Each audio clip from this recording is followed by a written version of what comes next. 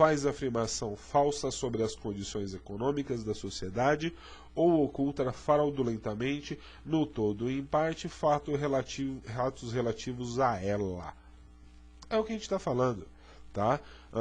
Ele oculta dados, ele mente, ele inventa balanços e tudo mais. Tá? Dentro do inciso 2º, o diretor-gerente ou fiscal que promove qualquer artifício falso contra a cotação de ações ou outros títulos da sociedade. Nesse caso, ele vai falar aqui da questão da cotação da ação. Ele faz a ação subir ou descer de forma artificial. Tá? Isso é um crime de estelionato. Tá? Ele induz ao mercado ao erro. Tá? Vamos continuar. No inciso 3, o diretor-gerente que toma empréstimo à sociedade ou usa em proveito próprio ou de terceiros, bens ou haveres sociais, sem prévia autorização da Assembleia Geral. Nesse caso, ele está falando, a Assembleia tem que autorizar para que os seus dirigentes, os seus gestores, utilizem bens das empresas, em muitos casos, como pessoais. Tá? Caso isso não seja autorizado em Assembleia e eles utilizem dessa forma, isso também vai ser visto como objeto dentro desse artigo. Vamos continuando. Diretor-gerente que, na falta de balanço, em desacordo com este, ou mediante balanço falso, distribui lucros ou dividendos fictícios. É aquela partilha para inglês ver. Né? Você recebe ali como acionista da empresa uma carta com X de lucro. Esse X mesmo em dinheiro, que é importante, nunca vai pingar na sua conta. Tá bom? Por quê? Porque é fictício, ele é ilusório, é só para ganhar tempo. Para a pessoa que está tramando aquele ardil ter mais tempo para finalizar aí o seu estelionato. Tá? O representante de sociedade anônima estrangeira autorizada a funcionar no país que pratica os atos mencionados nos incisos 1 e 2 e dá falsa informação ao governo. Da mesma forma que esse balanço, que essas informações são prestadas de forma irregulares aos sócios, ao mercado, também pode ser prestado ao governo. Tá? Vamos agora a esse parágrafo 2º. Incorre na pena de detenção de 6 meses a 2 anos e multa o acionista que, a fim de obter vantagem para si ou para outro, negocia o voto nas deliberações de Assembleia Geral.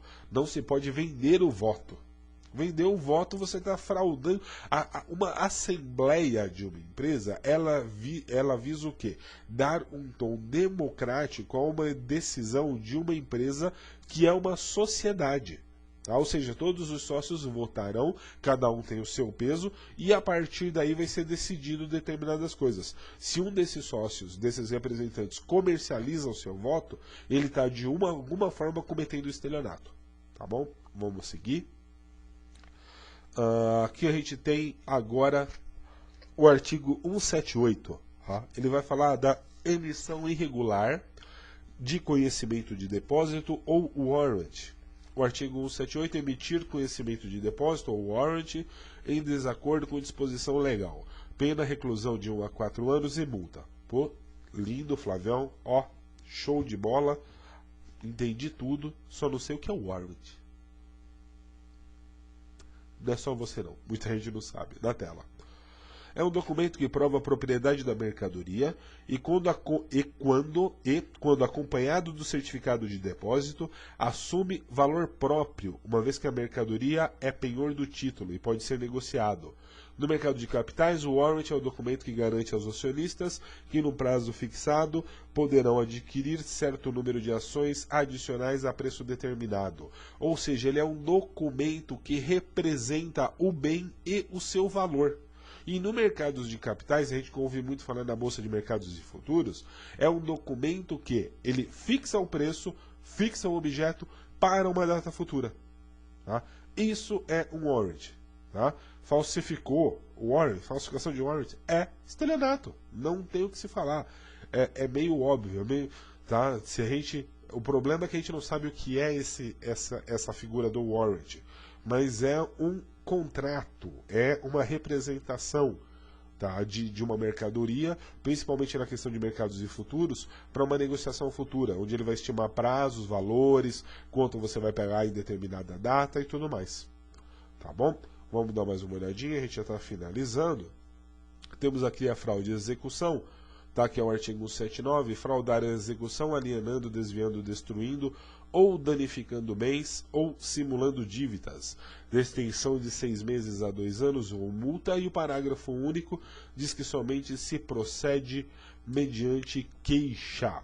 Tá? Isso é em casos onde há um processo de execução, que nós falamos lá no começo, o processo que na verdade tem como intuito o penhor, a liquidação de um bem para o pagamento de uma dívida, através de os sequestros de bens que depois serão penhorados e posteriormente adjudicados, alienados, e esse valor será revertido à pessoa que detém o direito ao valor, que de alguma forma foi lesado por contrato, por uma obrigação legislativa, e o juiz pode fazer isso. Então, dentro de uma execução fiscal, quando há esses casos, esses objetos, tá, alienando, desviando, destruindo, danificando, tá, ele vai estar o quê? Vendendo, vai estar destruindo, ele vai danificar os bens.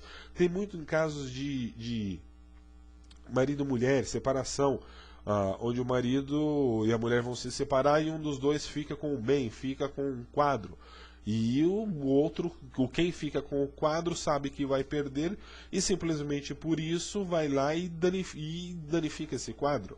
Se esse quadro for penhorado, tá? Se a pessoa, nesse caso, nesse exemplo específico, a parte que corre o risco de ser lesada, pode entrar em juízo, pedir o sequestro desse bem para futura penhora. Tá? Se ocorrer isso, esse bem ainda assim for destruído, além de se enquadrar dentro das penas previstas para o processo de execução, tá? Ele vai ter um caráter do artigo 179. Ele vai ter um caráter de uma fraude, tá? De um ardil, de uma simulação, de uma indução. Não, vai ficar comigo, está penhorado, destruiu. Tá? Levou a pessoa ao erro. Bom, meus amigos, aqui a gente finaliza a questão do estelionato. Peço desculpas a vocês, estou um pouco gripado hoje. Como vocês podem ver, a aula hoje foi um pouco sofrível. O raciocínio com a gripe e a rinite fica bem combalido. Então peço desculpas. Peço um favor novamente para vocês, se possível, clicarem nos banners dos nossos patrocinadores. Tá? E assim que eu me recuperar, prometo que a próxima aula eu recupero o pique e vai ser bem mais ativa. Tá bom? Muito obrigado pela ajuda, muito obrigado pela paciência e vamos continuar estudando. Tá? Grande abraço, fiquem com Deus.